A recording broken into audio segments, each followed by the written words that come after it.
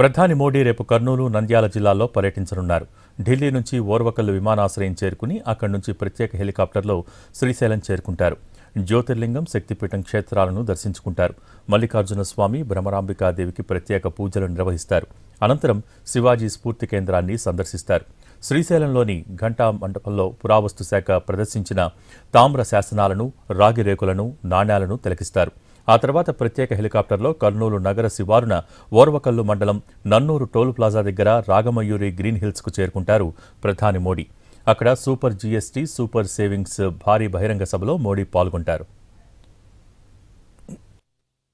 రాష్ట్రంలో కేంద్ర ప్రభుత్వంలోని వివిధ శాఖలు 13,429 కోట్లతో నిర్మించనున్న 16 ప్రాజెక్టులకు ప్రధాని శంకుస్థాపన చేయనున్నారు. దేశంలోనే జీఎస్టీ 2.0పై అవగాహన కల్పించేందుకు నిర్వహిస్తున్న తొలి సభ ఇది.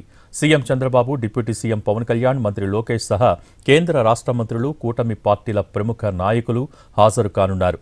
రాష్ట్ర ప్రభుత్వం ప్రధాని సభను ప్రతిష్టాత్మకంగా తీసుకుంది. ఈ సభకు 3 లక్షల మందికి పైగా హాజరయ్యేలా భారీగా ఏర్పాట్లు చేస్తున్నారు.